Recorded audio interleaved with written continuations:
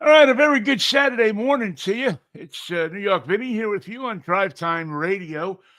We catch up with you every Saturday morning at the hour of 11 or thereabouts. Sorry I'm a little late this morning. Just to be honest with you, I've had a little bit of a medical thing going on the last couple of days, and I think we're on the other side of it. But sometimes you got to go with, okay, let's takes you a second to get prepared and get ready to go and get your pains all in the right place. But I think we're all right this morning. I think we're good. I think we're ready to go. And I fully expect to last out to the other side of the show, which will be at about 12 o'clock. And between now and then, we should have some fun and be informative with many of the things that are going on in the automotive world this week, and there is a ton of stuff going on. We're going to have my friend Ray SHEFSKA join us in just a few minutes. Ray of CarEdge.com. This is one of the up and coming websites that will help you in buying a car. If you are somebody who's going in to buy a brand new car, whether you're buying a used car, whether you're trying to get insurance on a car, whatever you have to do with the operation of a new or used car, Car Edge has the means to help you with it, and they would like to do that. And Ray will talk to us a bit about the environment out there in buying a car and how it has changed, how it has gone from A to B in just a short amount of time that we have had to digest everything that's going on in the world right now. Cars, we've seen this from the past. When world events get crazy, as they have been doing here over the last couple of weeks, I don't know what the politicians have to say about it, but I can tell you what the people going into buying cars are saying about it. It's a mess. Earlier this year, you got hit with tariffs in the end of last year. That wasn't something that anybody was expecting. Well, first, actually, we should take it back a little bit more. If you're in the market for an electric car and you thought, you had your whole thought process planned out as of the first of the year when my lease is over, I'm going to turn in my car and I'm going to get an electric car. Or as they might be giants saying, electric car. Electric car. Anyway, but the president, in his wiseness, decided to drop that $7,500 discount federal grant that you got if you're going to buy an electric car to ease it up on your wallet a little bit. And, of course, here we are in March, a year later, less than a year later, 6 months later, and we are now talking about unbelievable hikes in the price of gasoline because of the war with Iran. And I don't know. Many people saw it coming. Many people didn't see it coming. I don't know who knows what, who knew what, who is going to know what. I do know that it's increasingly becoming a mess for the average person that wants to go out there and buy a new car. Whether it be a used car, whether it be a new car, whatever the situation is, the consumer is taking it in the shorts. And hopefully Ray will be able to sort a little of that out for you this morning. We're going to take a look at a couple of cars this morning. Yo, Vinnie, what are you driving this week? We'll be up in just a couple of minutes. That'll be after our conversation with Ray. And we'll review a car that we had thought we were going to review last week, but unfortunately we didn't get to it last week because we didn't have a show last week. Everything went belly up. We had the internet, the weather did us in. But we don't expect the weather to do us in. We don't expect the president to do us in. We don't expect the price of gasoline to do us in. All we expect is that we're going to have a good show and you're going to enjoy it and you're going to get a chance to hang out and talk to us and enjoy cars. Got a chance last week to head up to Cars and Coffee in Shoreline, which is one of my favorite Saturday morning spots. The people up there at Cars and Coffee in Shoreline. They do just such a great job. It's just a friendly bunch of people that go up there, that bring their cars, that hang out. Now, if you remember, it was snowing last week. Remember last week, last Saturday morning, it was snowing, and there was people out there with their cars. The other thing that impressed me so much about last week was the fact that it may be the only Cars and Coffee outside of Ballard that I have gone to in the last couple of years, that the number one brand of cars at the line, the place where people park their cars and drink their coffee, was Volvo. I was driving the Volvo EX30 cross country, and we'll have a review on that car. We did a Vinnie on it during the week, and what a car that is, man. Let me tell you something. The folks at Volvo got this one right. I don't know how they figured out exactly who to put where, what, how, and when, but they put this car together with some good old Swedish care and love.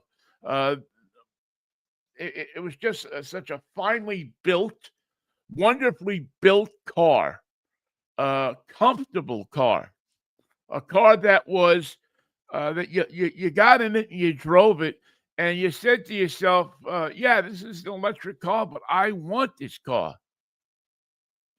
And once you took it off the road and took it up to the off-road park and drove it a little bit through the stuff that you drive off-road vehicles to, it was spectacular.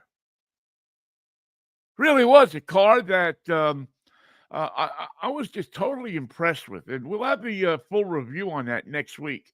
But as I said, that was a car that that I just really enjoyed loving, enjoyed driving, enjoyed what I really would have loved to have done with that car.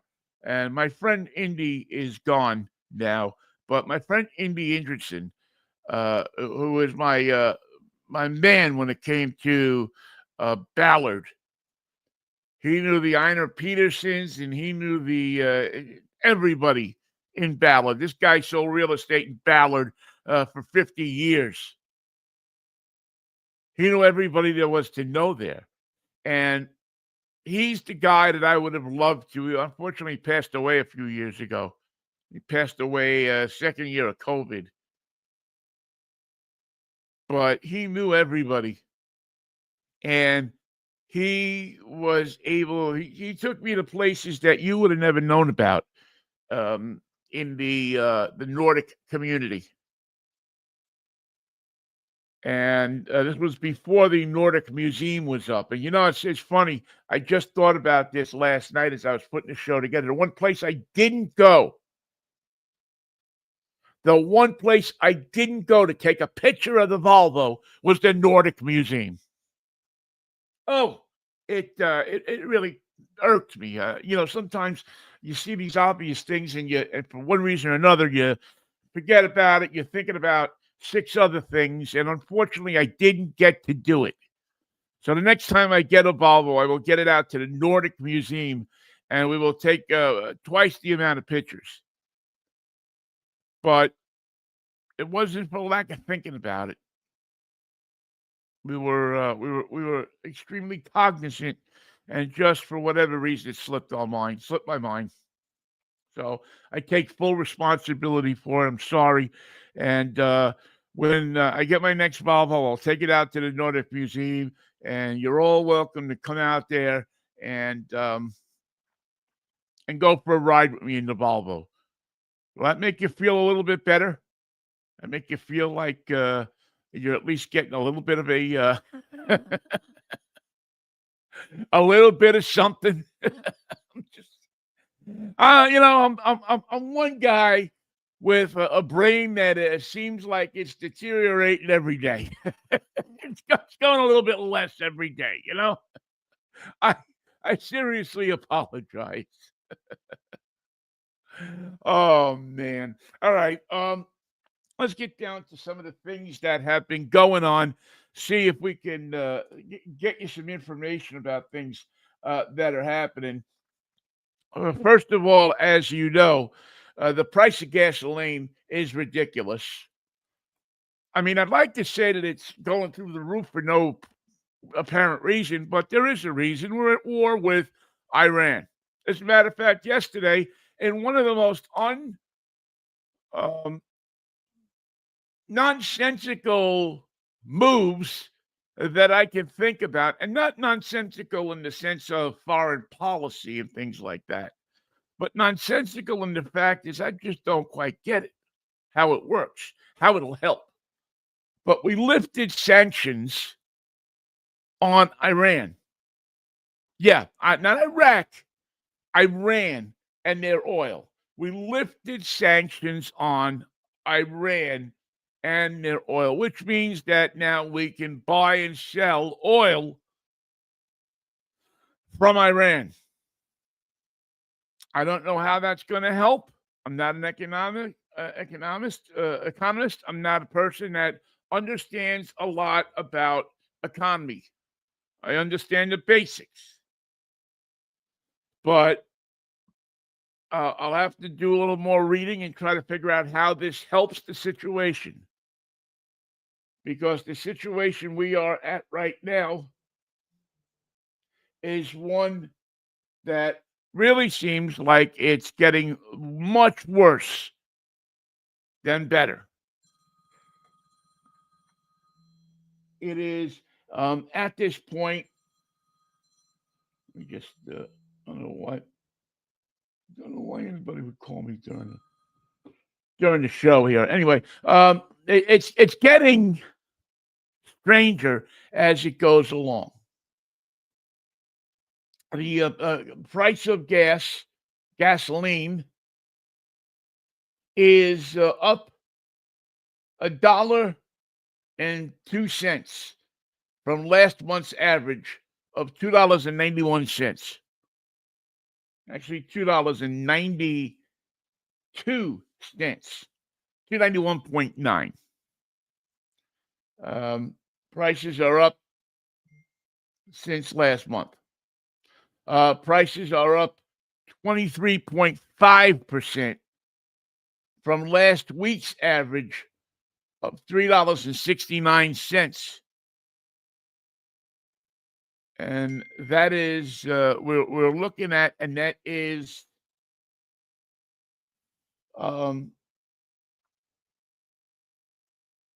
let's see, that is well, again, it keeps on climbing.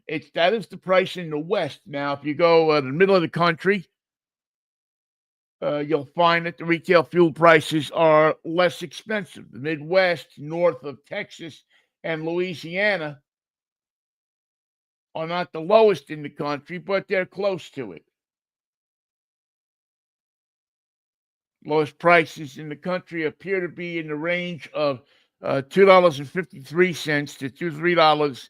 Excuse me, $3.53 to $3.69. That seems to be the low in the country. Out here, we are the highest, $3.92 to $5.70. And if you drive up and down Aurora Avenue, you'll see who's paying the $5.70. Not hard to see it. You're seeing the price of diesel fuel is obscene. It's going anywhere. Diesel fuel is to don't buy it. Don't fill your car with diesel. I don't know if you have a diesel car, what do you fill it with? It used to be a joke around that if you had a diesel car, you could fill it with almost anything and it would run. Not true. You have to put diesel fuel in there. As anybody who believed that statement found out at one point. There were several reports last week of people who said, well, I'll just listen to the people who don't know what they're talking about, and filled up their cars. The national average price is down 0.8 cents from yesterday. So that's a little bit of relief for you, but don't worry, somebody will come along to usurp that 0.8 cents as quickly as they can. Prices are up 23.5 cents since last week. Prices are up $1.01 since last month, and up 81 cents since last year. So you're paying right now through the nose. It's not as high as it's been in the last 2 years. That distinction belongs to, let's see, monthly price trends for regular. You're still up there, but the price from the beginning of the year, January 1st to March 1st, has pretty much doubled. $2.75. Now, I know, again, we live in a bit of a different situation here, so you don't see those $2.75 prices here. But anybody who has to buy gas will tell you that the price is unbelievable, what you're paying for gasoline right now, or diesel fuel, or anything. 321 2009 was the lowest average on this particular day since 2008. It's $1.94. Highest recorded average was the 16th of June in 22, which was smack dab in the middle of COVID, and that was $5.34. So it's a volatile market, to say the least. And again, all of these figures come from the app and the website Gas Buddy that I find pretty reliable when it comes to planning a trip. If you are planning on going somewhere this summer, if you said this would be the perfect summer with Trump as president to get out on the road and see America in that RV, you might want to rethink that one, because the prices seem to be all over the place. The prices seem to be volatile. I will stick with my prediction from what I've studied of this thing, and still stick to my guns, that gas will be $7 a gallon on July 4th. When you want to travel for the July 4th weekend, you will have to spend $7 per gallon of gasoline to go anywhere on July 4th weekend. Just what it's going to be. We don't appear to be making any kind of move to get out of Iran anytime soon. Moves are being made in the Middle East that seems like it's making it the situation worse. And I just don't see anything that's going to change that situation anytime quick.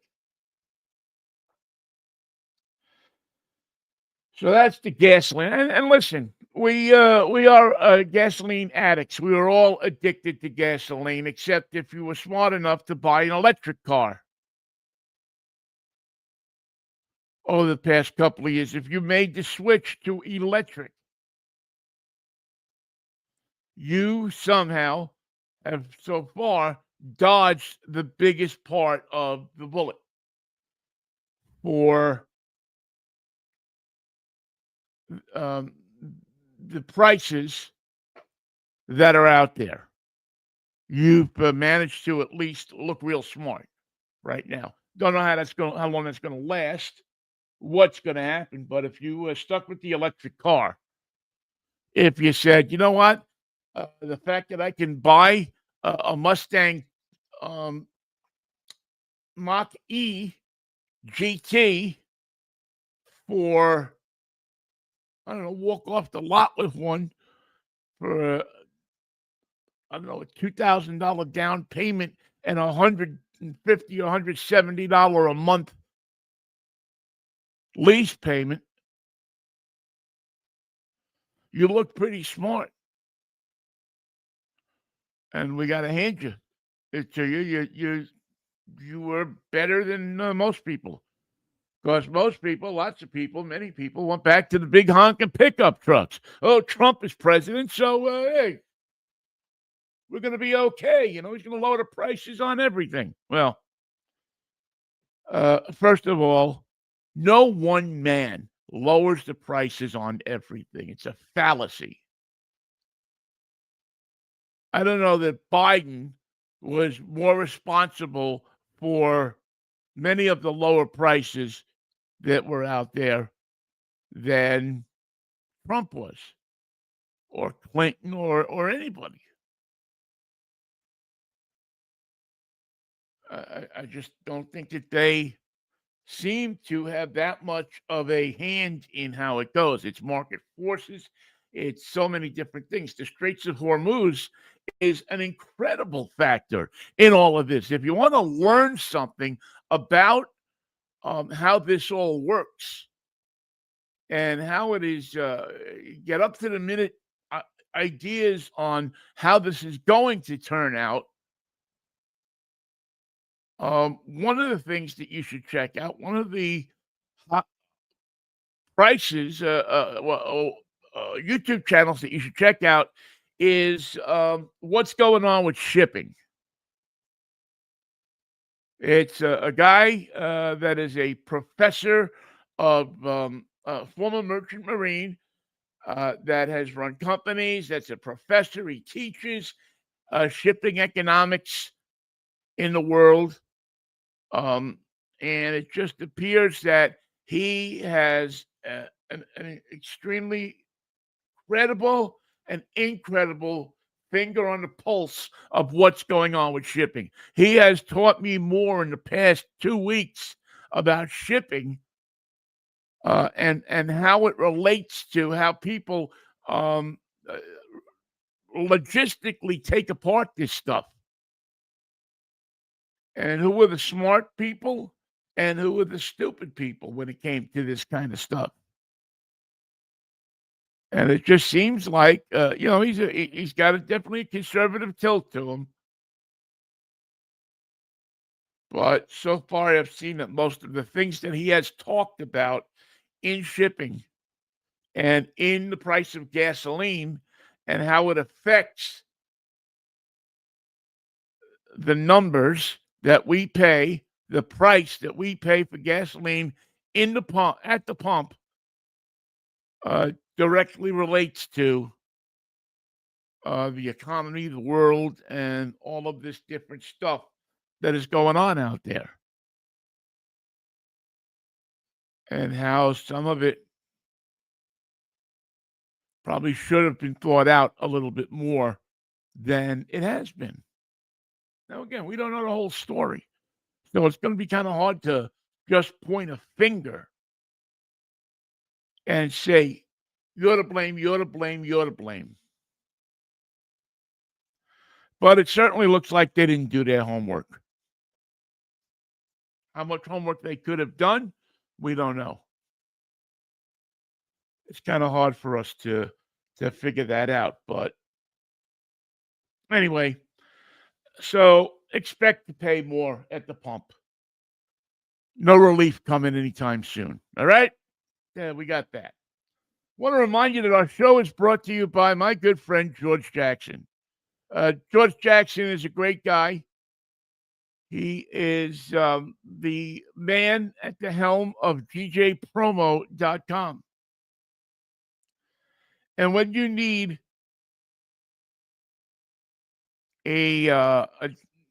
some kind of business promotional item, a jacket, patches, a sticker, T-shirts, uniforms, everything that falls in the realm of business items to put your name out in front of your customers, to make people aware of who you are, how you do what you do, and how people can get in contact with you, how they can remember you, how they can be reminded of you, and how they can keep the name of your company on the tip of their tongue 24/7. George has an uncanny ability to come up with the right thing for you and your company. He won't let people forget your name. And at a reasonable price, at better service that you get from most places. I can tell you about service when it comes to this stuff. But George has his pulse on the finger, or his finger on the pulse, I should say, not his pulse on the finger. But he knows this whole market, and he's able to find out the right thing for you to attract your audience, to make them remember you at the best price possible. That's been George's game the whole time he's been doing it. He knows how to play it. He plays it well. He's done wonders for anybody that I've turned him on to. He's gotten the best quality stuff at the best price. Go on to his website, gjpromo.com, and check him out. He's a great guy to do business with as well. You'll be glad that you hooked up with George Jackson, and that you decided that you weren't going to go through the hassle of going to these different online places that you're dealing with AI and Miss I and Popeye and Olive Eye and IAIE and all of that stuff. You deal with George. And George, he's a good guy. He gets you the best price. He gets you what you want, the right color. And he gets it to you when he says he wants. He's going to get it to you. And if there's a problem, he makes it good. He stands behind his work. And how many places do you see that these days? You don't. All right. Again, gjpromo.com is the way to get a hold of George. If you are in need of the certain kind of things that George provides, which are business specialties, business advertising specialties, George will take care of you and take care of you in the best way possible. All right. Back to Drive Time Radio. I'm New York Vinnie, back here with you. Thanks a lot also to our good friends that sponsor the show. We always appreciate the people that jump in with us and take a few minutes and write us a check so that we can come to you every Saturday morning at 11. All right, my next guest is a gentleman we've had on before. We hope to have him on more in the future, but we got him right now. And if you are in the market for a new car or a used car, there are a million sites out there that you can go to and you can click on, and they'll give you this information, that information. I haven't seen a site that gives you as complete information, the data, the stuff that you need to be an informed consumer when you go in and buy a car, as CarEdge.com. And CarEdge.com is the brainchild of Zach and Ray SHEFSKA. Zach is had to be like an honor student in school and a smart kid with a good head of hair. And Ray is with us, is his dad. And Ray sold cars for 39 years. 43. 43. But who's counting? Look like 38, though.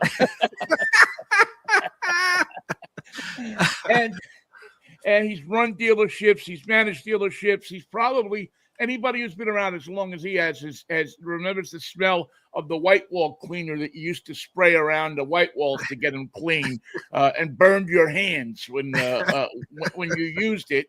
But Ray joins us now. We get a chance to talk to him a little bit about car buying and what the situation is out there these days. Good morning, Ray. How you doing? I am doing well, Vinnie. It is so good to see you again today, and so good to be with you. I really, really appreciate being here. Thank you, and I appreciate you taking a few minutes out of your schedule to do this. I know that you guys. I'm just before I jump into questions. I just want to say I am so proud to watch your and Zach's growth over the last few years. I mean, last time we spoke, you guys were called YAA, so that's how long it's been. Yes. And you were in the infancy of giving out advice to people, not trying to sell them cars, but just trying to get them into a space where they walked into a dealer and they weren't they weren't clueless. They had at least some information under their arm, in their folder, on their phone, so that they could say, wait a minute, hang on a second, this is how this is supposed to be. It has to be a nice feeling of accomplishment for you guys. It is. I mean, we started a little over 6 years ago, and you know, our website has grown. Our offerings to customers out there and the way we help them has grown. Our subscribers on our 2 YouTube channels, I think we're up to, I don't know, close to 820,000 subscribers between the 2 YouTube channels. It has been a pretty incredible ride, but we have helped thousands upon thousands of people become better informed consumers before they ever set foot into a dealership. And to know that we've been able to help people do that and save them millions upon millions of dollars, it is such a great feeling, and it gives me a reason to wake up every day so that I can help a few more. Good. That's great, because this is it's a minefield. When you go to buy a car, it's just nothing but a minefield. And going into a dealership, the average person, I would hazard, doesn't stand a chance unless they have some kind of information of what they're looking for, how this whole thing of buying a car works. And one thing I noticed too, and I know that I look at your chats all the time, and you're predominantly male, but I also notice the amount of women that you help buy cars who are really, I mean, you think a guy is lost when they walk into a dealership. You know, a woman walks in and she may just have one of like the old cartoons where it has sucker on it, and the wolf is looking at her. Yeah, it is. There's no excuse today, with as much information that is out there, for people to ever walk into a dealership unprepared. We know that it has been information asymmetry for like ever when it comes to the information that the dealer has and the limited information that the consumer has, and that most customers don't necessarily fully understand the process and are shocked and amazed as to how miserable the process can be.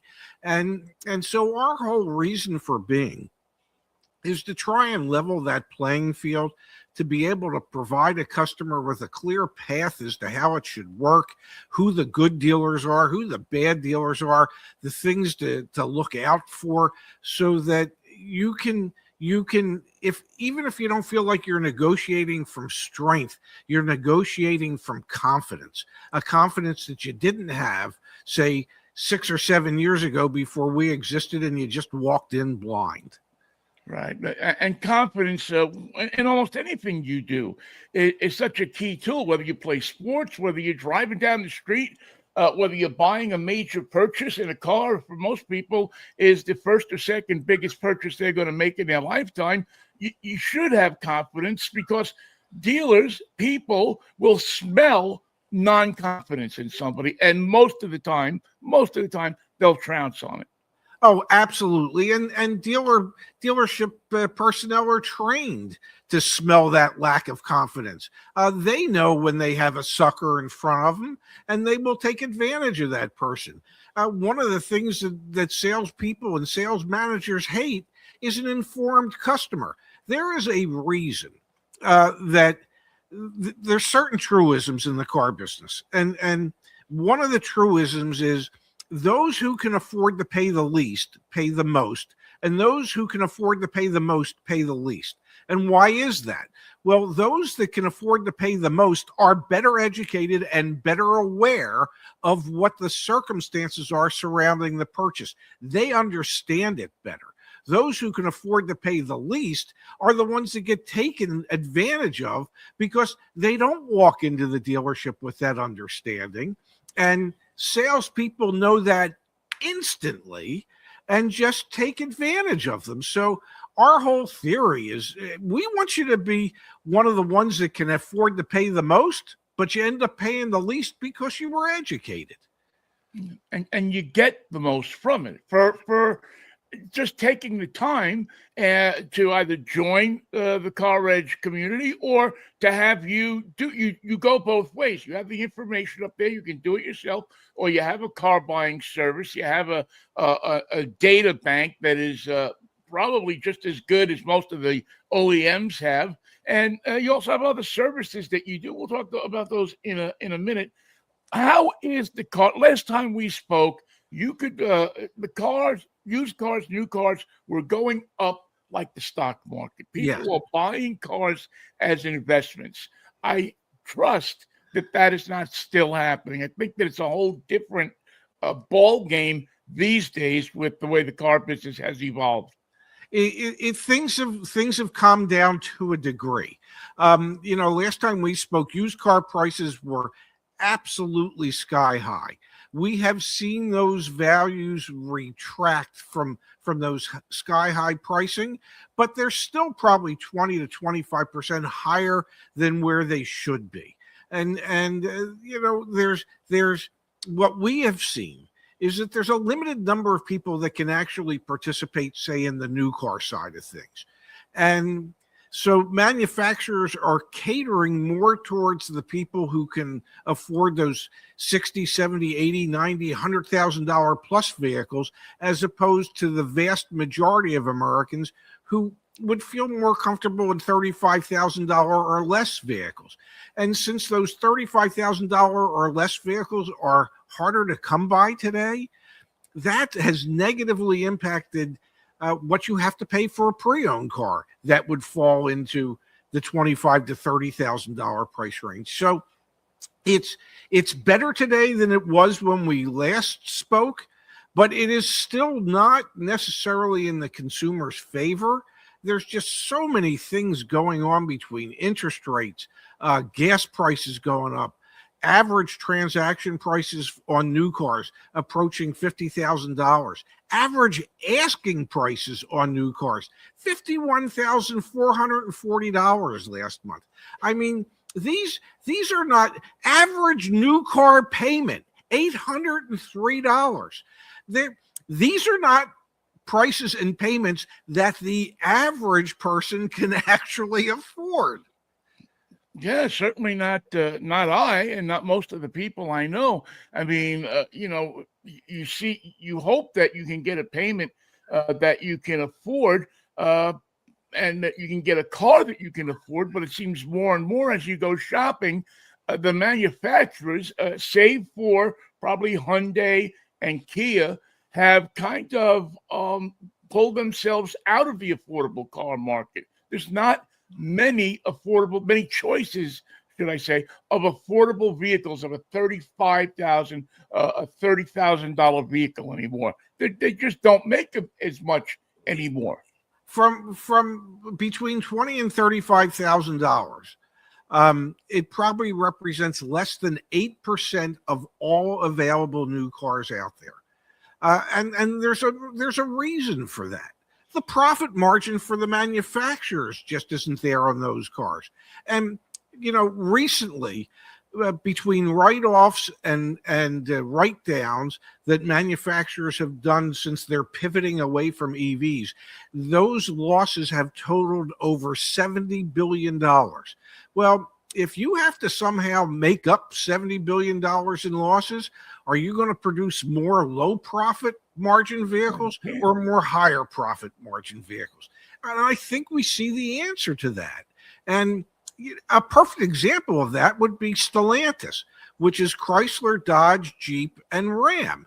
And their sales have moved in the wrong direction for years and years and years and years, because what did they do? They tried to go up market, upscale, and they abandoned their customers.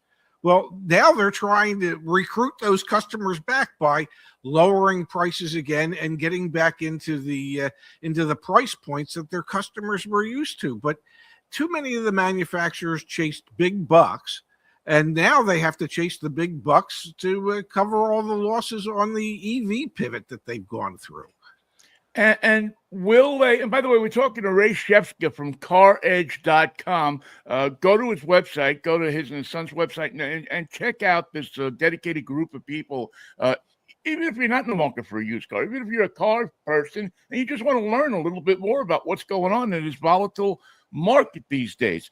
But is the overall picture here with electric vehicles going by the wayside, it seems, going to change again radically because of what we're seeing in gas prices? Will the manufacturers once again say, oh, well, we made another mistake. Now we got to get all that stuff out of the closet and then put it into the patooter again and start cranking out electric cars? The industry is very reactive and not very proactive. And we have seen through the first, I think, 2 or 3 weeks of what's going on in Iran, through our car search, a 20% surge in people searching for EVs. Now, will that actually translate into sales? I don't know. The question becomes, how high will gas prices have to get before people start saying to themselves, okay, I want to reverse course. I want to get out of my gas vehicle and I want to get into an electric vehicle. Will people suddenly say, I want electric, or will they suddenly say, I want to downsize and I want to get another gas vehicle that gets better mileage? Maybe the change will be people will want to get out of their big pickup trucks and big SUVs and get into smaller pickup trucks and smaller SUVs. So it'll be interesting what happens over the next 60, 90 days. But I don't think any of the manufacturers are even remotely considering at this point pivoting back towards EVs. Right. Yeah, I mean, it's been such a loss for them, such a mind blower. I mean, and it's amazing to me too that more of these executives didn't lose their jobs. I mean, if I had a dealership or a mechanical shop and a guy cost me, $1 million, at the very least he'd be gone, right? Well, that's the joy of working in corporate America. Yeah. I like to say nothing succeeds in corporate America quite like failure. And the rewards seem to be greater for failure than success. So, it's crazy that some of these people, you look at who they are, Jim Farley, for example, and some others in the industry, and you wonder, well, how do they still have their jobs? The bets that they made were the wrong bets, and they were not little bets. They were billions upon billions of dollars in bets.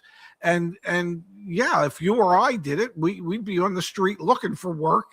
And yet these guys are still happily employed and making their $20 to $30 million a year. Kind of strange. I should have stayed in school a little longer, or at least another year.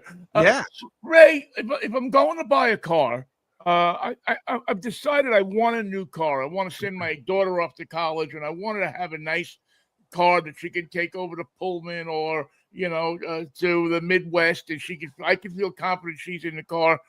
What do I have to know? Going and give me a couple of things that I should know as I'm going into a dealer, and also what kind of dealer should I look for? This is going to sound strange, but you need to look for that honest dealer. And I know we're convinced because of the dishonest dealers out there that there aren't any honest ones. but there are, and actually we have data to back this up. There are more transparent and honest dealers, way more than there are non-transparent and bad actors in automotive.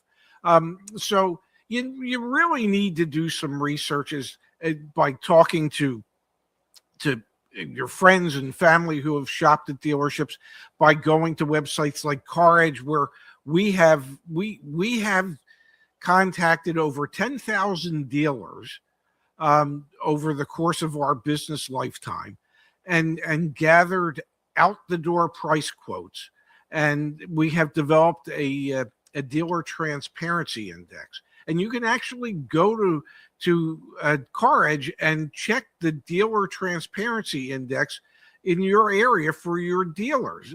We haven't done every dealer yet, because Right. there's like 40,000 dealers between new cars and used cars. What are you waiting for, pal? Well, we're working on it. But at least we actually have the receipts. You can actually look at the dealer breakdowns that they sent us, the worksheets with all the new fees that suddenly popped up. So you just need to do the research to figure out who's fair and honest and who isn't. And then once you've established that, you need to figure out what it is that you want and whether or not it makes sense. And you can go once again to CarEdge. I mean, this is one of the reasons we exist, because we grade cars. You can find out all the data as to how much a car will cost you, what the depreciation factors will be, what the fuel cost will be over 5 to 10 years, when you can expect a major repair to occur. And so you can look at cars that way to get a better idea as to what's going to last and what would be more suitable for your daughter as she's traipsing around the Midwest and the Northwest. And once you've figured those things out, then it's time to negotiate and get localized information as to what the market conditions are in your area, so that you don't overpay. I have never suggested that dealerships shouldn't make money. All I ever suggest is that they make a fair amount of money and not take advantage of customers. And their response would be, well, we have to take advantage of some because, so many of the others just don't want to pay us enough profit that it makes sense for us. Right. And it seems like, and I know you probably keep much more of an eye on this than I do, but it seems like dealers can act without fear of any kind of reprisals, any kind of laws that really have teeth in them to be able to go after some of these dealers that do rip people off, the dishonest dealers. I know that there was an FTC, Yes. the Cars Act a couple of years ago that it got gutted when Trump took office, because I don't know how many people contributed to his campaign. Who knows? But what the reason was. But it happened. Well, just recently, last week, the FTC sent letters to 97 dealers and dealership groups, reviewing with them that they may have been out of compliance when it came to how they advertised the price of the cars. And so it was more or less an attempt by the FTC to remind dealers what they should do and how they should do it. And so that the price that's advertised should be the price that any customer that comes in and wants to buy it would have to pay for it. It can't be a price based on incentives that, well, most people wouldn't qualify for. It can't be a price that suddenly has $3,000 of undisclosed dealership add-ons. Whatever that advertised price is should be the price that the customer should be able to buy the car for. So I think the FTC is trying to make dealerships aware of how it is they should operate.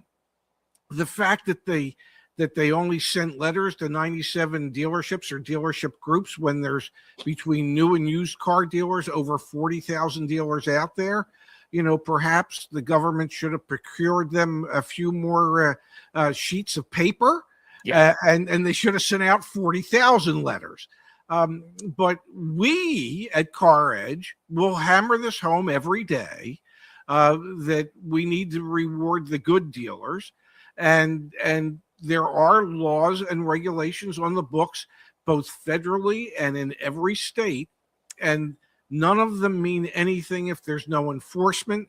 So we need the states to enforce their existing laws, and we need the feds to enforce their existing laws, and then perhaps we'll see a material change in how some of these dealerships do business.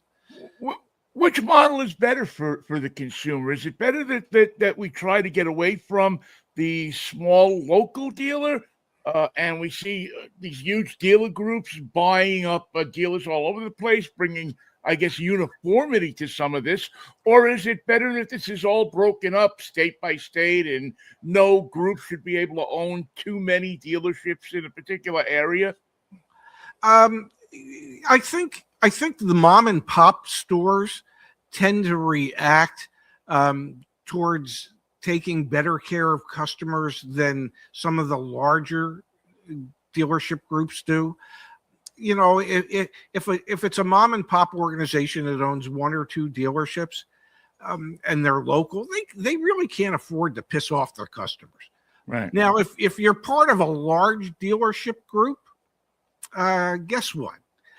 You might have 200 other dealers in your group, so that if you have one or two stores that are bad apples, you can live with that. Now, I know when I worked for the Penske organization, our area vice president used to say to us, if you've got a customer issue, handle it at your dealership.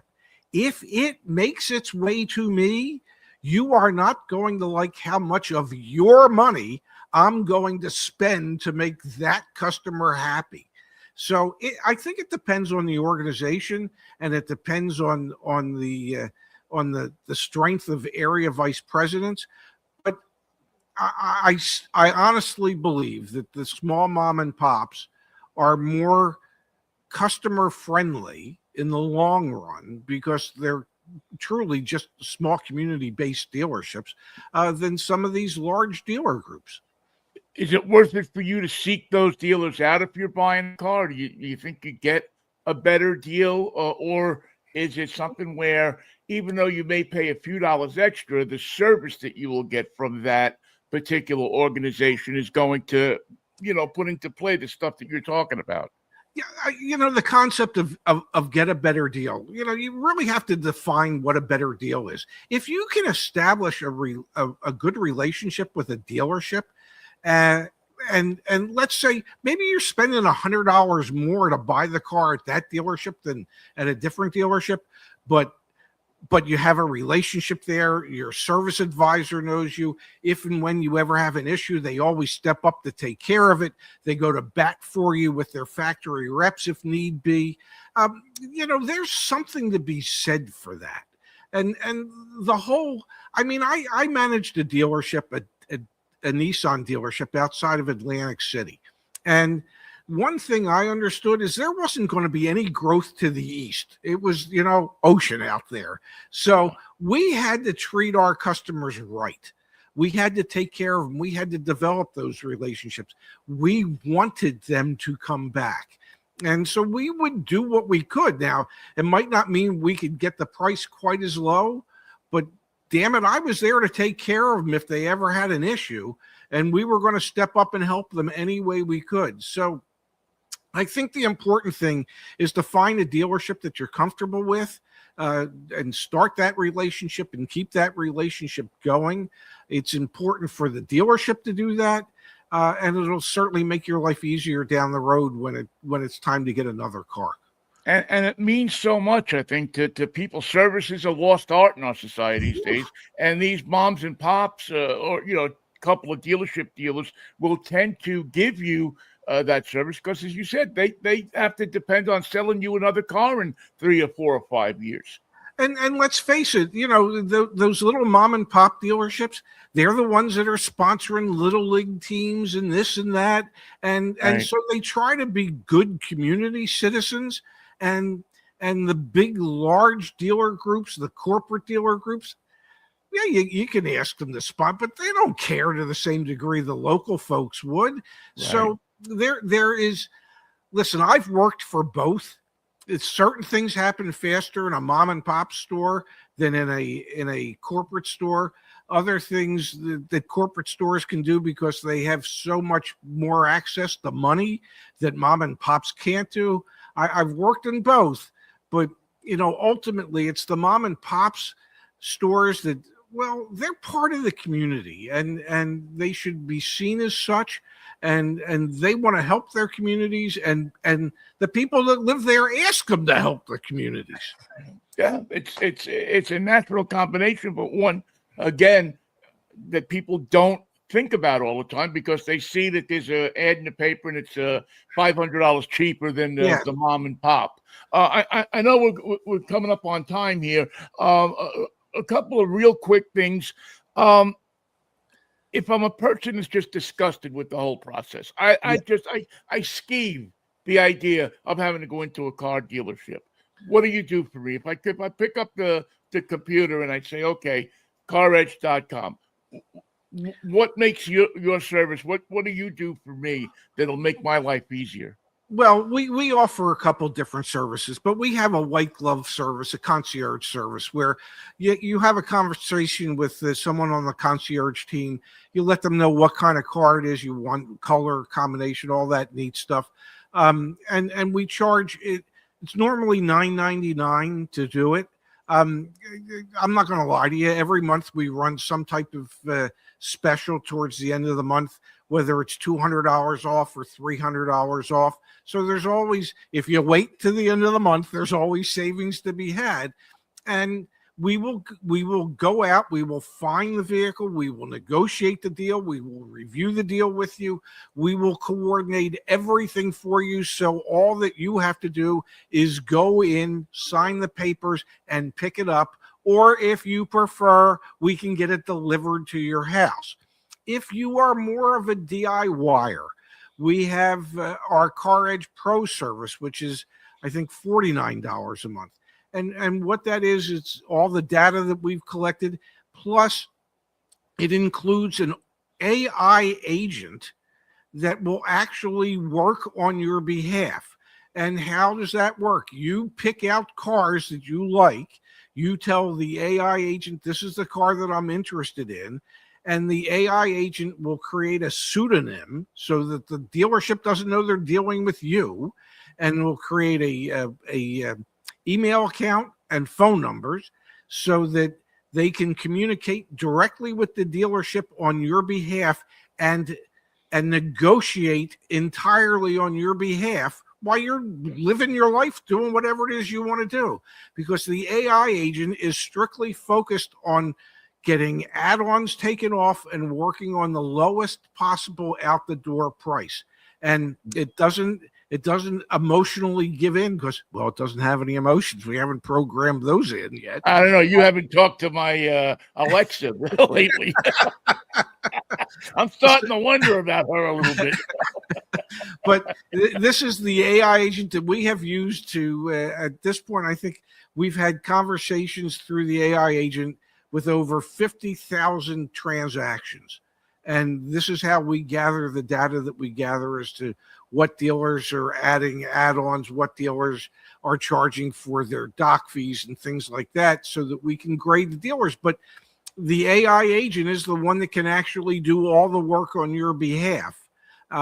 So those are two ways that we can help you. And then for people who like to negotiate on their own, well, we've got all kinds of free information that's available for you that you can utilize so you have a better understanding of what market conditions are.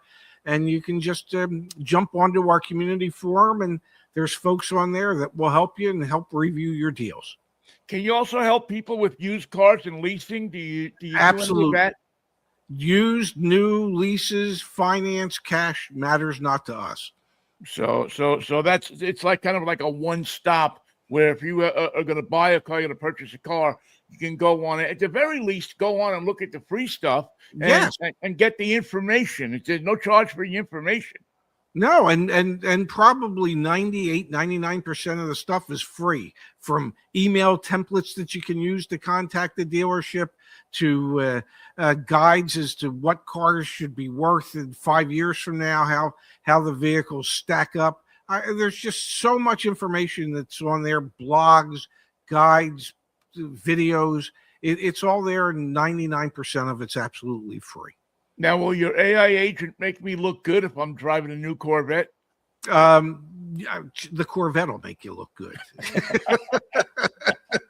All right. Before I let you go, I drive a new car every week. I test cars, review cars, so on and so forth. In the last 2 weeks, I've driven a Volvo that has a fireplace in the dashboard and an Audi that has a karaoke machine in it. In the car, so when you're charging the car, you can sing karaoke. Which of those, if you were going to buy a new car, which of those two would be a must-have for you? The fireplace or the karaoke? Well, it was cold here at the Jersey Shore this winter. I think the fireplace would give me a sense of warmth that I so desired this past winter. So I think I'd have to go for the fireplace. Well, in the neighborhood I grew up in, if we saw flames in the car, we thought it was Uncle Nunzio. And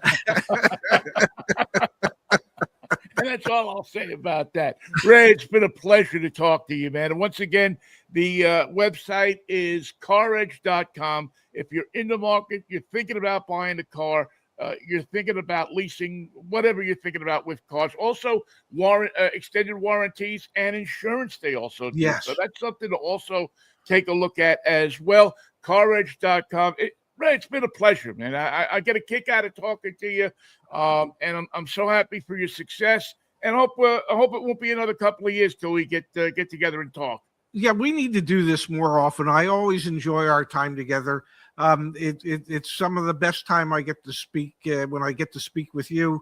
The laughs just always seem to flow when we're together. And we get the information now too, which is, if you can do that, you're doing a good job, right?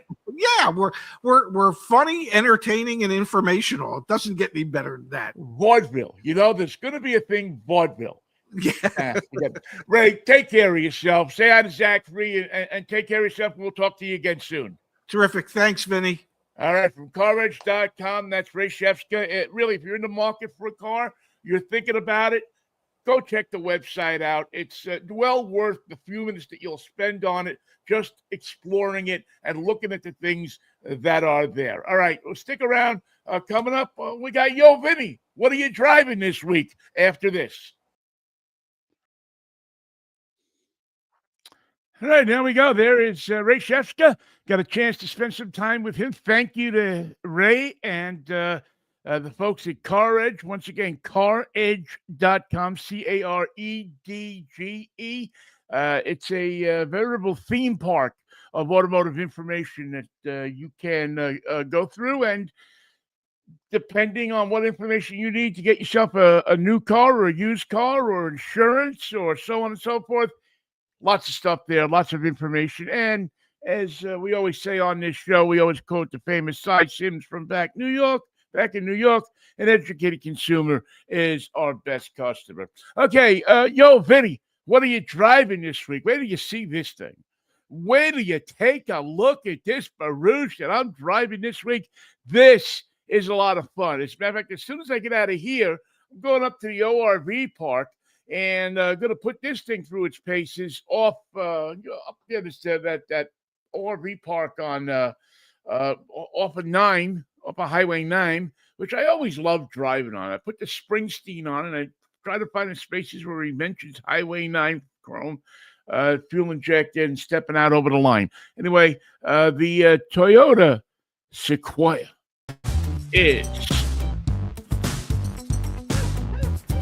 one of those vehicles that you just love. But you take the Sequoia and you add on the TRD Pro package, and it just makes this vehicle an out-of-the-world vehicle to drive, to move around in, take care of business, in.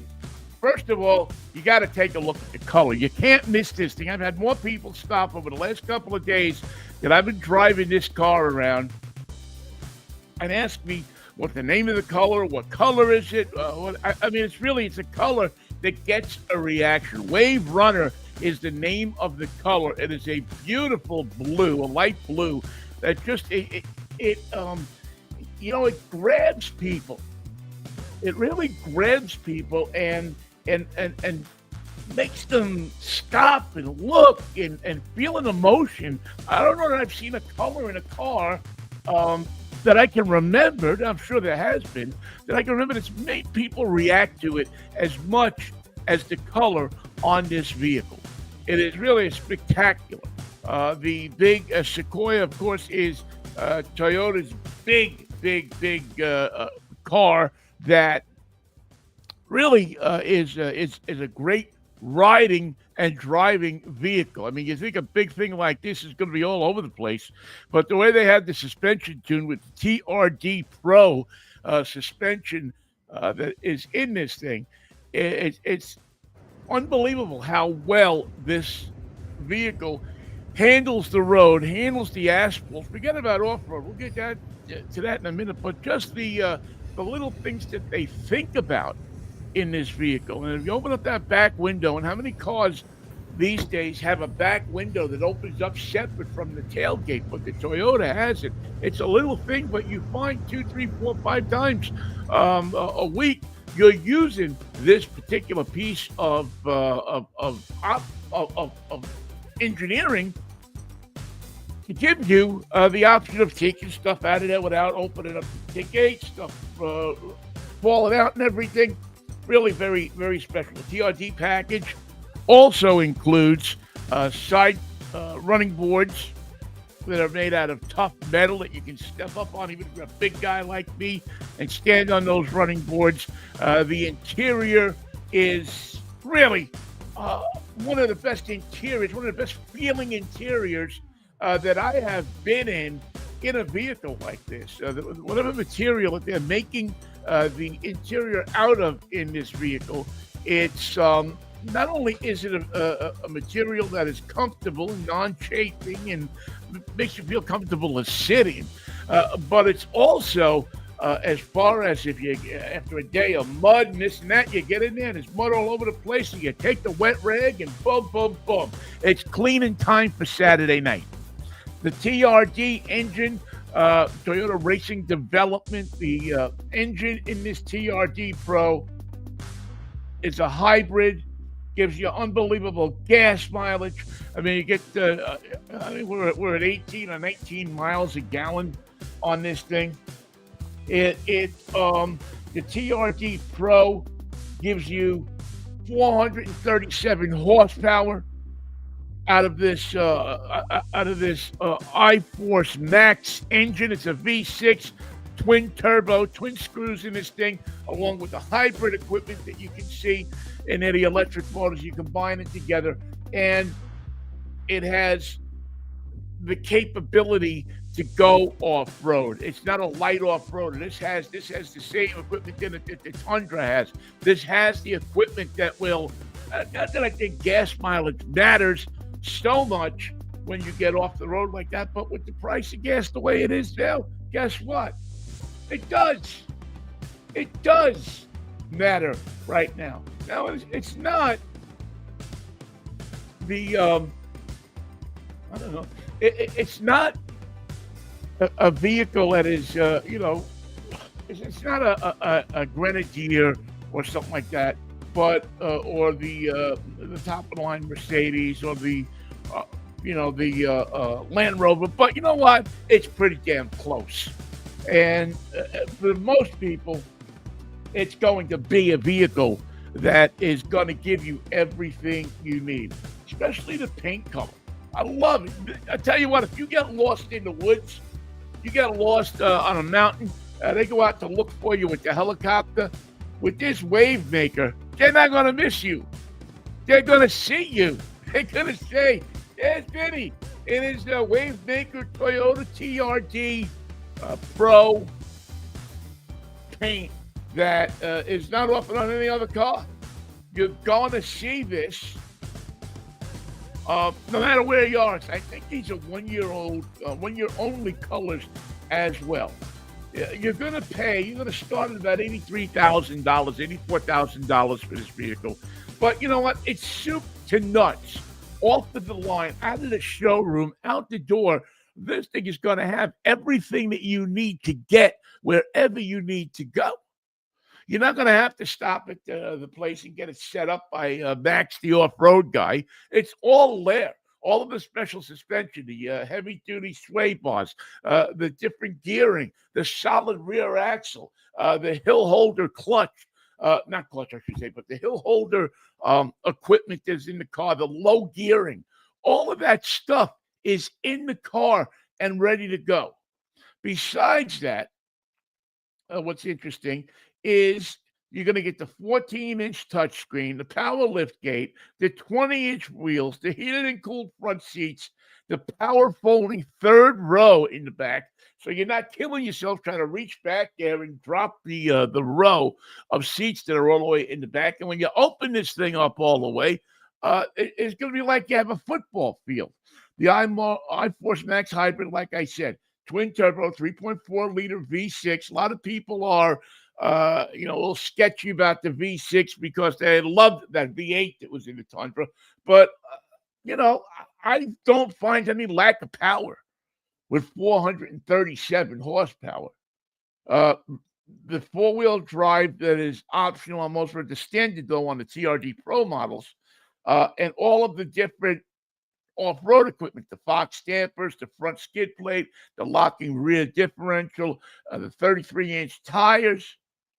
You can get the TRD equipment on a lot of stuff, but you can't get the TRD Pro, I think, on any of it except the Pro. You get the crawl control, which if you're going up and down steep hills is something that you will ever wonder how you lived without. Quiet cabin. It rides like a Cadillac. Its behavior, its off-road manners are spectacular. And even though this thing is big, it's wide, it feels comfortable staying in the lane it's supposed to be in. It isn't an effort to drive this car. Some of these cars, you get in them, you get in this truck, and it's an effort to, am I close enough? Am I here? Am I there? Am I in the lane? Am I out of the lane? The Toyota is designed and built and has the equipment to say that you're in the right lane. You're where you're supposed to be with the car. I don't feel that it gets out of where it is supposed to be. Depending on which, the twin turbo and everything, it'll get you up to 94 miles per hour in about 15 seconds, quicker than most of the vehicles. I think the TRD off-road stuff probably will maybe be a smidge lower in time because it's got all that heavy equipment in it. By the way, if you're not looking for this thing for off the road, you're looking for a big, beautiful Tahoe or that type of vehicle that is you're in it for much more of the luxury of it than of the off-road capability of it. Take a look at their 1794 edition. Take a look at their Capstone edition. They are incredible. They will give you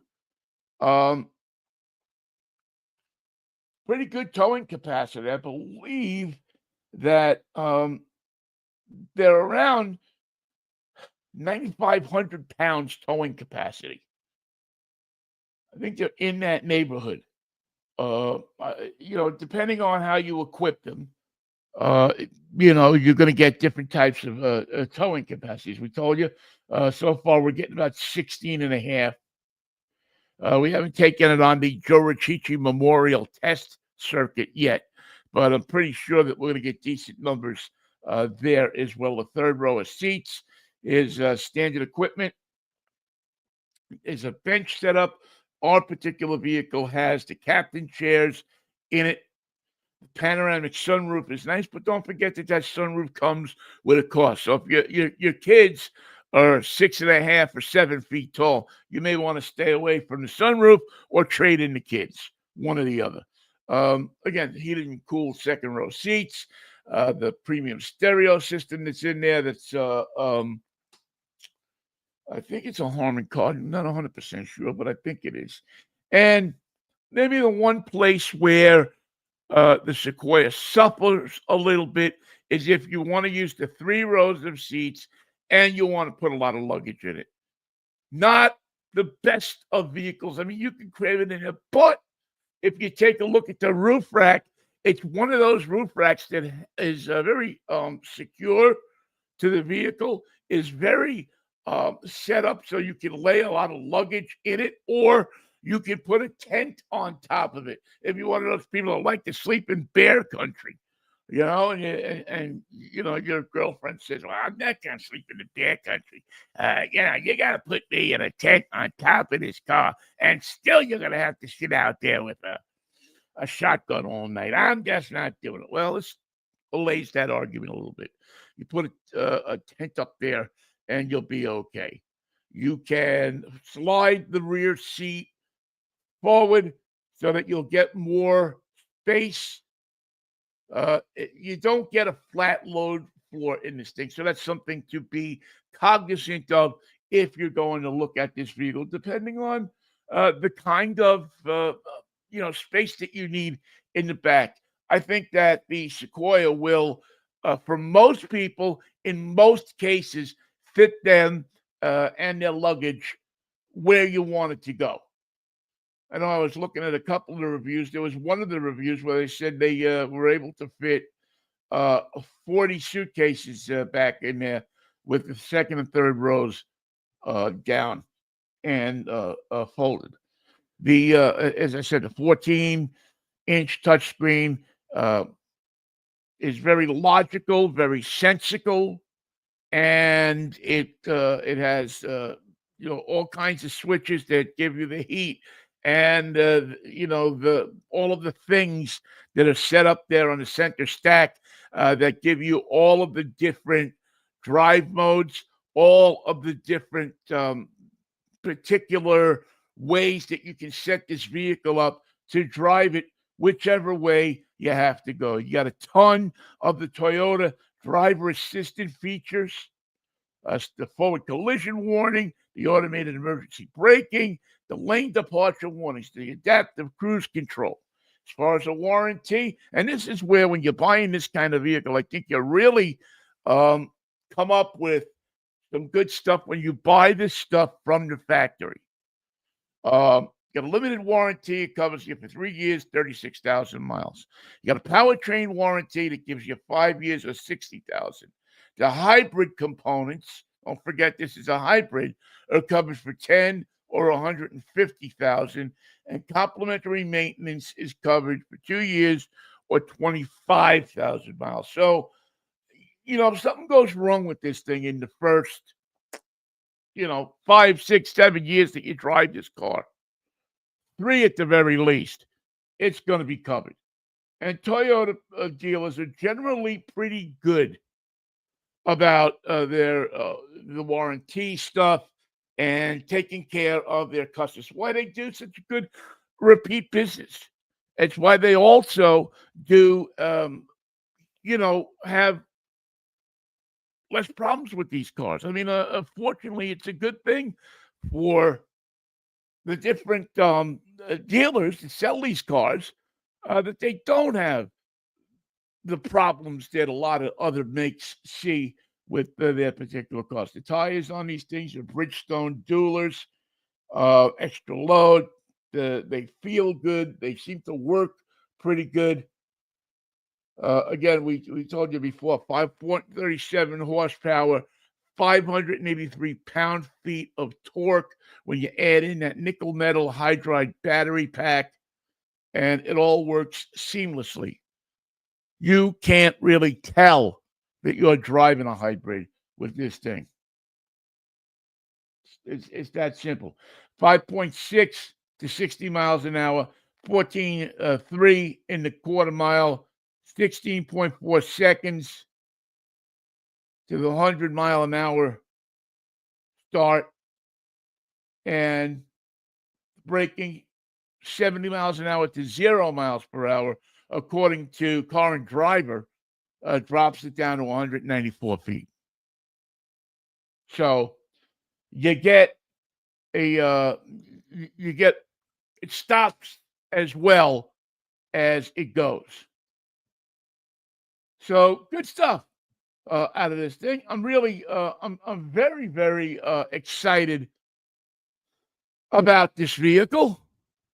As I said, today we're taking it up to the Joe Riccici test circuit, and hopefully my dad will be watching down on us from wherever he wound up and keep us, kind of chilled out and happy.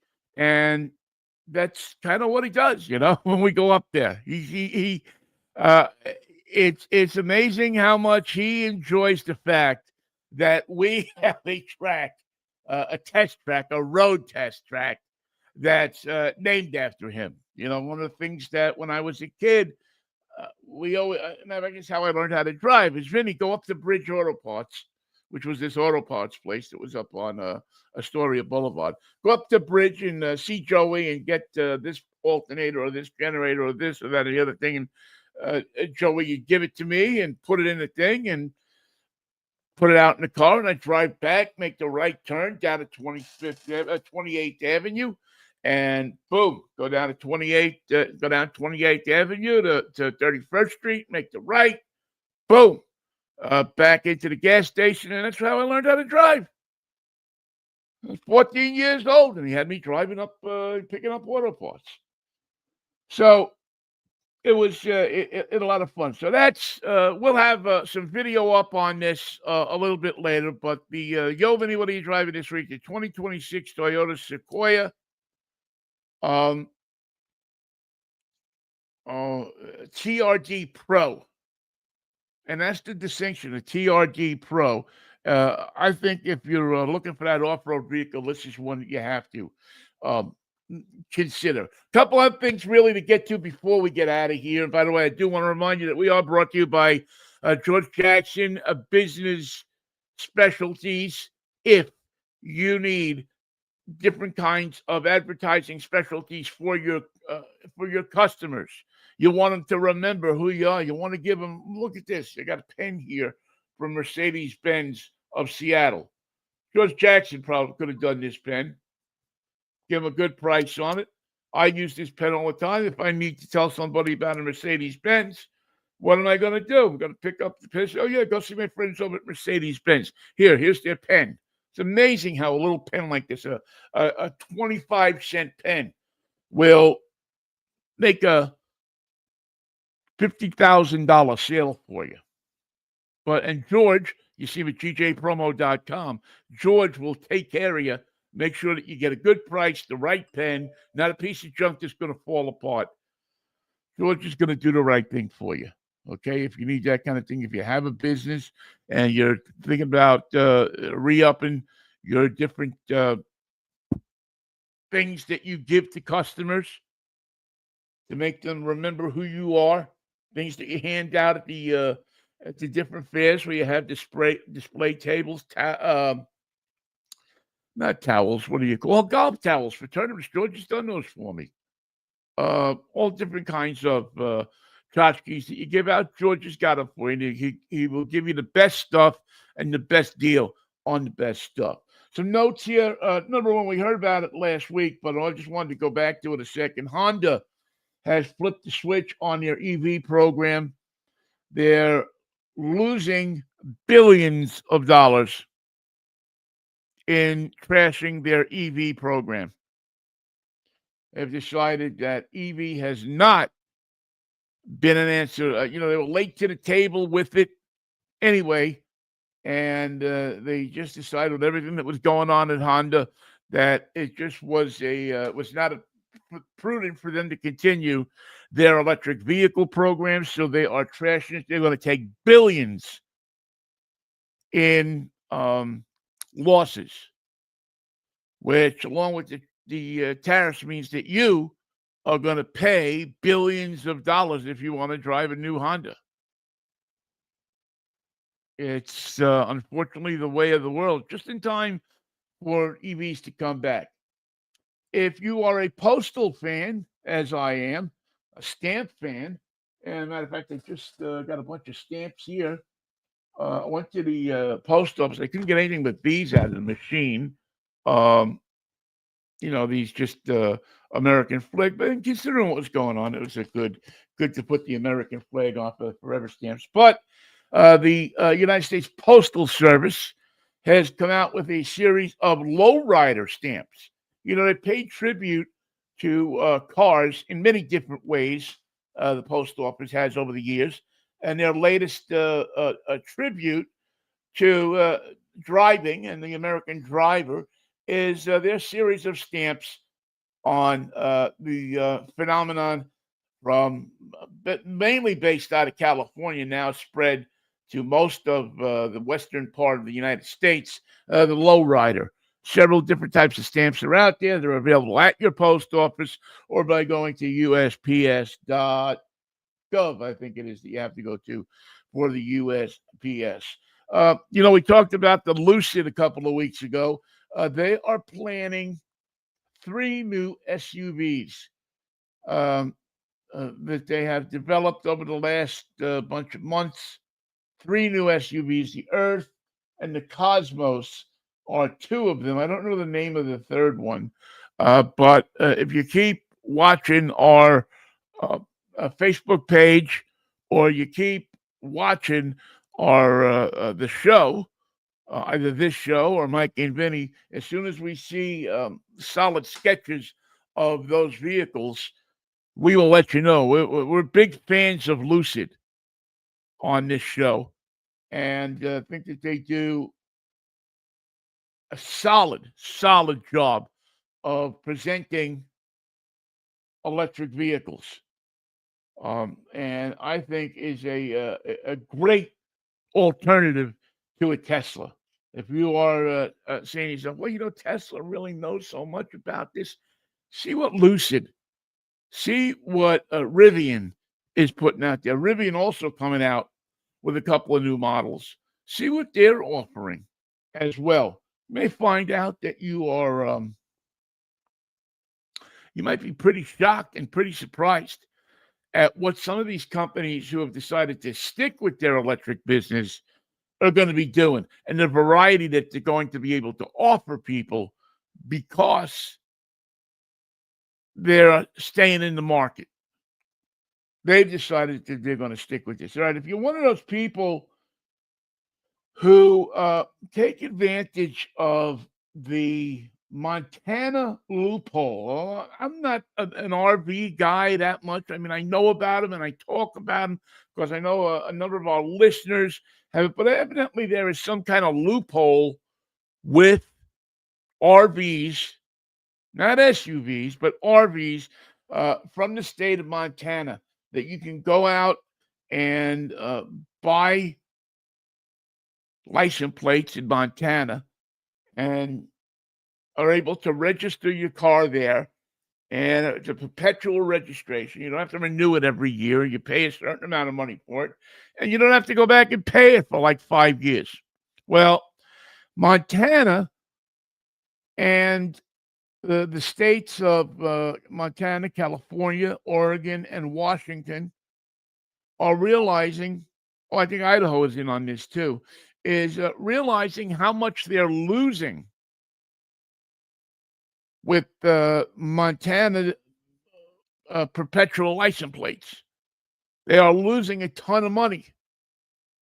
So they have decided that they're just not going to take it anymore. So this week, actually last week in California, the Highway Patrol in California started pulling cars over with Montana plates and wanting to see legitimate proof of residency in states in Montana. And people were having a little trouble coming up with that. They not only wanted to see your registration, but they wanted to see a gas bill, some mail.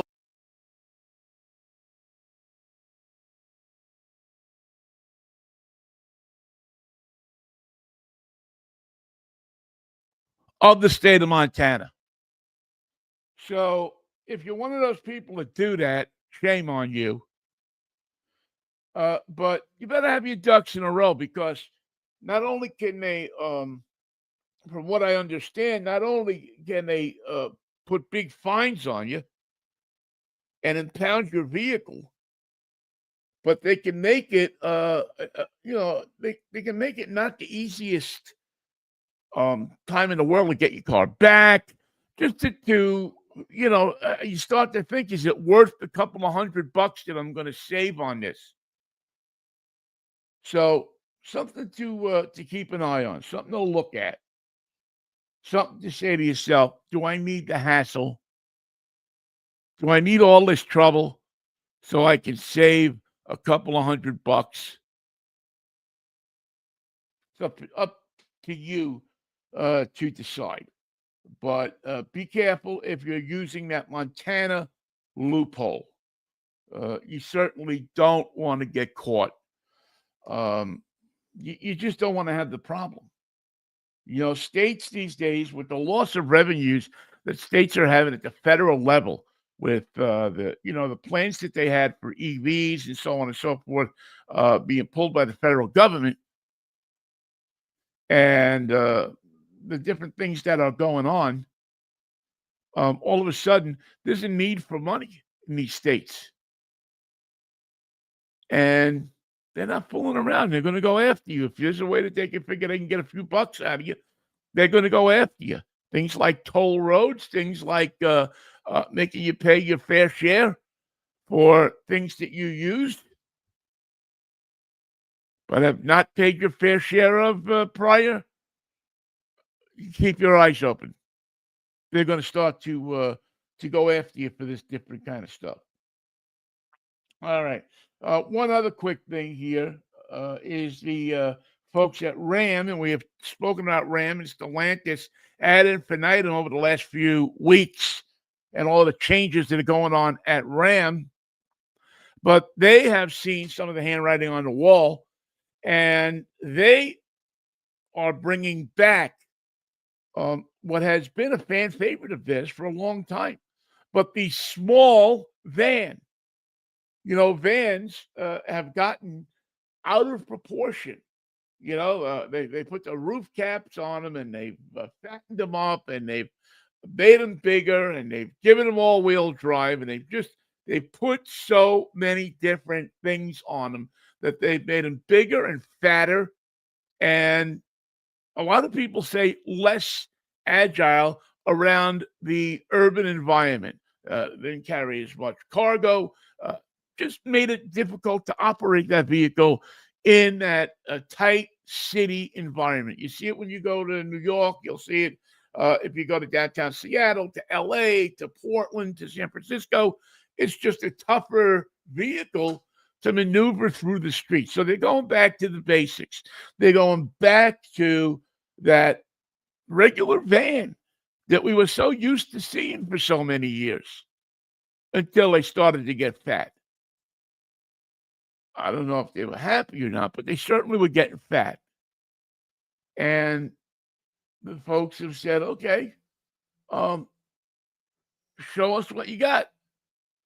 And the smaller Ram is coming back, and will be much proportionate to things that we are used to from vans, which is going to work perfectly for meal delivery places, food delivery places, grocery deliveries, tailor shops that dry cleaners that deliver, stuff that doesn't require that big, huge van that is going to use twice the gasoline, twice the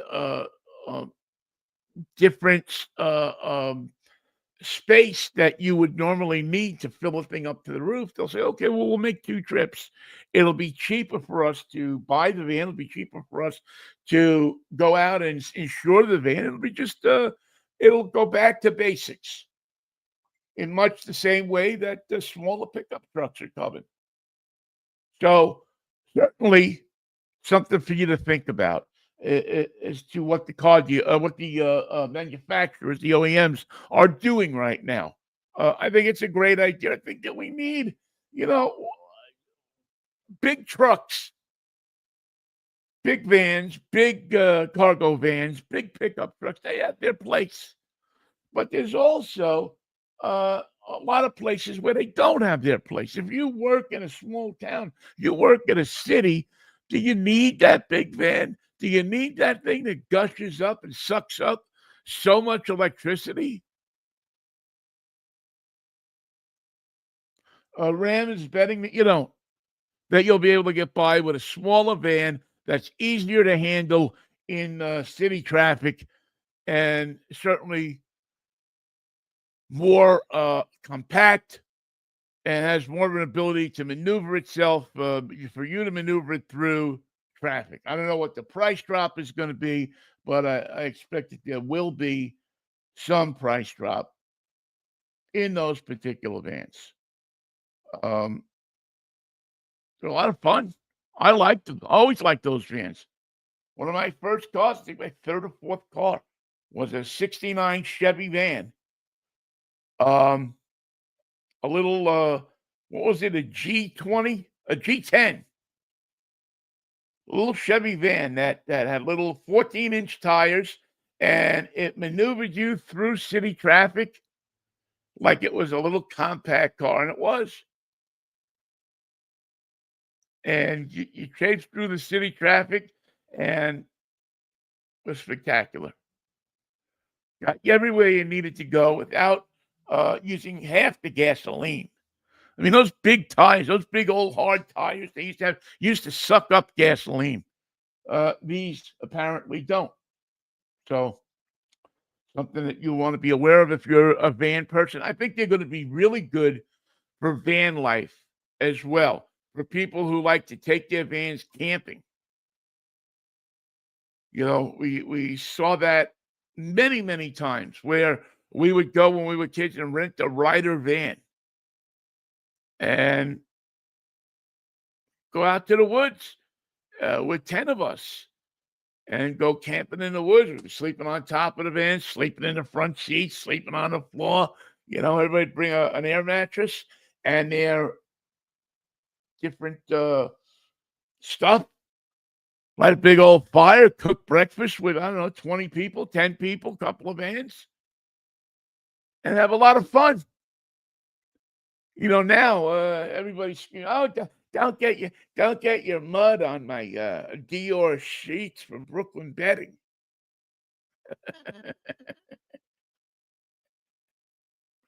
I don't know. Anyway, that's something you should be aware of. And if you're in the market for a van or renting a van, that's something that you probably want to take a look at. All right. Last but not least, let's hit the road trip, okay? The road trip. Listen to me. The radio road test for the week. I got a chance a couple of weeks ago to drive the 2026 Ford Mustang. I got it here somewhere. There we go. No, that's not it either. The Ford Mustang Mach-E GT. This was a fun vehicle. This was a sharp, well thought out. I mean, they've been driving this thing around now, and they've had this thing for a few years, which means that they've had a chance to work on it, to improve it, to make it better. And what they've done is they've come up with a very agile, very responsive, very flight. Oh, that's not the one I want. I want this one. Hang on. We'll get you to the right place. There we go. Very agile, very responsive, very fun to drive EV. Had a was a lot of had a lot of the stuff that you wanted in an EV, the control panel all in one place on a big iPad-sized screen in the middle. It's a sharp looking. Now I know there's going to be people all of a sudden right away. It's not a Mustang.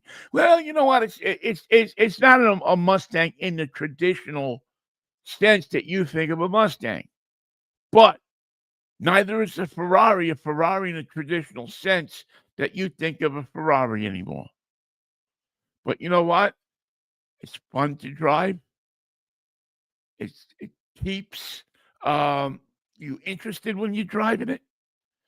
It does a lot of the fun things that you want an EV to do, like save gas, save money, be comfortable, um, run your house when your power goes out. We all know that that's probably a good thing to be looking at over the last couple of weeks. The air conditioning works well. The interior is comfortable. The different materials that they use, many of them recycled, are also top grade. Nothing in this vehicle is cheap as far as looking at this thing to say, oh man, I would want to be caught dead in this thing. All of the different materials, all of the different stuff that goes together in this thing, make it a joyful, pleasurable experience to drive it. It is hella fast. Coming in off of the, hitting that gas, and it's got something I love in electric vehicles, that one pedal driving.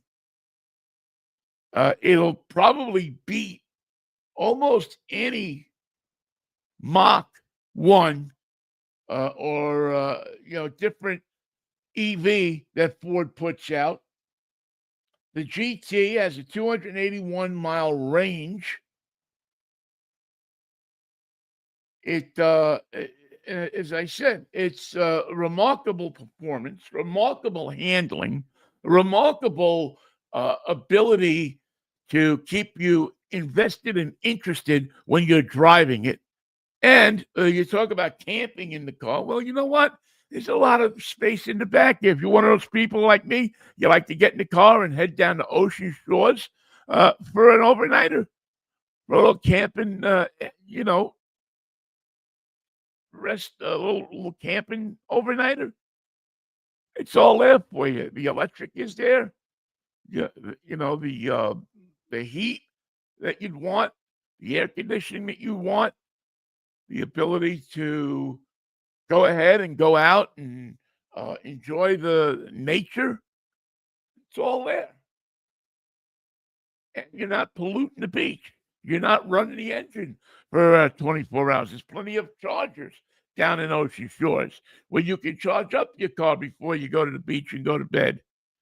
You roll out a couple of sleeping bags back there, and you got a cozy little spot with your friend, or just by yourself. As I said, the range, 280 miles. I was very impressed with how quickly this car charged as well. And with the larger battery pack, gave you good range. The central touchscreen on this particular car, I wasn't exactly crazy about it when they first introduced it, but they have really worked on this thing and really, really made it top of the line. I don't know that there's anyone. Maybe the Volvo had the EV that I just drove had a similar experience with the central touchscreen. And as I said, and I've mentioned many times, this particular vehicle has a karaoke machine in it. So if you go down to the beach, even if you take your Mustang, your friends take their ice cars, you go down, you pick it up, you take it down to the beach, you park it on the beach, you gather your friends around, you turn on your karaoke machine, and you're in business. You're having a ton of fun. And plus, this vehicle will cost you $1,100 less a year to drive than your ICE vehicle, comparable ICE vehicle. That's not a bad deal. That's not a bad deal at all. Vinnie likes that deal. It again, the tech is intuitive. The different stuff that they have in there makes life easier for you as a consumer, as a driver, as a passenger. They have figured this out. Ford has. It's a shame that this is about their only electric vehicle, because I think Ford, because it's been around a while and it hasn't been rushed to production, it was initially, but they've had time to work on it to figure it out. It really has comes a long way. If you have a regular car, it's going to cost you, on average, to drive about $211 a month. Average car. If you drive this car, it's going to cost you about $62 a month. Especially if you're charging at home. Especially if you have that advantage. This car does charge at Tesla charges. So if you have the adapter, you'll be able to use that adapter. And the only thing that I didn't like about this that they've done to this is that Ford knows what they have here. You're not putting one over on Ford and saying, well, gee, I'll go out and buy me one of these because it has all the equipment that it had last year. So Ford decided that they would change the trim levels around. So they've taken out things like Blue Cruise that were standard on the GT, the different, things that came previously with an electric car. Well, now you don't get them with the electric car. You have to pay extra for them. So they got you coming and going. There's no free lunch at this bar. But this was, listen, this was the EGT, went from 0 to 60 in 3.7 seconds. Actually, it's funny because the rally turned out to be in Edmonds road test quicker than the GT. Go figure. The seats were supportive, made you feel comfortable when you were driving this car. As I said before, the one pedal driving is a godsend. Couldn't tell you how much I enjoyed this. Not the words to say how much I enjoyed the feel of this particular vehicle. The tech, all the latest stuff is there, and it represented well. Again, I love the karaoke machine. I had more fun stopping to charge up this car. As a matter of fact, there was one time that I stopped and I charged it up, and I had a couple of people, and they were standing next to me, and they saw me singing in the car, and one was kind of looking at me, and I said, it's a karaoke machine. And you know what? They came over, and we all started singing Italian songs from karaoke. Nothing not to like here. This was maybe an EV. Well, I won't leave out the Hyundai Ioniq N series, the 5 N series. I won't leave that one out. But I thought it was the electric car with the most personality that I've seen an electric car. I loved it. Owners love it. The people that buy these cars love them. And I just thought for an MSRP of $54,000, an electric range of 280 miles, a full charging time of 9.9 of almost 10 hours. It was hard to beat this car in any way, shape, manner, or form. There's been a couple of recalls on them, so beware of that if you're going to buy a used one. Got 3-year, 36,000 basic warranty. Let me see what they had for. They had something with the internal parking lock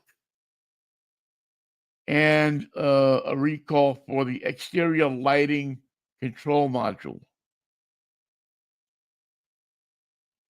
So that's something that you have to be aware of. 3 years, 36,000 mile warranties. There's a lot of them around, and there are great deals to be had on them. So if you're thinking that this would be a very good time to buy an electric car, the Mustang GT, the Mustang E, Mach-E GT is a car that certainly bears you're looking at. I thought it was, like I say, I thought it was a great car. And if you're smart enough to still be in the market for an EV, you still think that these cars have their value and have their worth, that this is a fine vehicle that you should be taking a look at. All right. That's going to wrap it up for this edition of Drive Time Radio. I know we went long today. I wanted to make sure that we got all the information out there that we wanted to get to you. Thanks so much to Ray SHEFSKA and the folks at Car Edge for spending some time with us. I hope you got some information out of Ray and out of his organization, his and his son's organization. I love father and son businesses. I was part of one myself, and I love, to see them thrive and to see them succeed. I just have a soft spot in my heart for guys that go into business and women that go into business with their parents. And it's tough. It's not easy a lot of times. It's not easy to just say, I'm going to do this. And that's it. That's all. You put up with a lot. You put your face out there with a lot. And it's a lot. It's not easy being in business with your parents because the relationship between your parents, where they are your parent, and your parents, where they want to be the boss, is sometimes hard to separate. You get that feeling where you are trying to be a good son, but something that your parents may not know as much. And you're trying to put that down to them and get them to understand it. But sometimes they don't go for it. They want to be the parent. And it can be hard to walk down that road sometimes. But so I have a lot of respect for people that do it and succeed at it. So thanks a lot to Ray SHEFSKA, and thanks to Zach for sharing his dad with us. Thanks so much to the whole crew that puts this show together with me every week and sends in tips and so on and so forth, and different things that we uncover during the week that we present to you on the weekends. Thank you so much to all of you who do that. And by the way, somebody just sent me a message. The final assembly for the GT is made, the car is made in Mexico. the final assembly for the vehicle is in Mexico. They don't say exactly what parts are made, but as I said, car's got a lot of personality. I really liked the the Edmunds people put a thing called X Factor in their review, and I just want to quickly read something from it. When it comes to personality and pure driving pleasure, EVs don't get much better than the Mach E GT or the Mach E Rally. Both are quick, both sporty handling, and strong brakes. And the Mach E Rally is a particular charmer, and I would agree with that 100%. All right, I'll put it in the books with nod to Howie Rose, the great broadcaster. Just think, we're a week away from baseball season coming back north. I sure did want to get down to spring training this year, but unless there's a miracle of some kind, I don't think it's gonna happen for me again this year. Hopefully, I'll get down there sometime before I drop dead. But do yourselves a favor. Be nice to each other on the road. Enjoy the time that you have with your family and your friends, and we'll catch up with you next Saturday morning at 11 or thereabouts, if the Lord's willing and the creek don't rise. Peace, love. Take care of the boys abroad and the girls abroad, the women that are fighting for our country. I was kind of hoping I'd never have to go into this again, but take care of our service people. They are sacrificing to protect us out there. And we'll see you next Saturday morning. Take care of yourselves. Bye-bye now.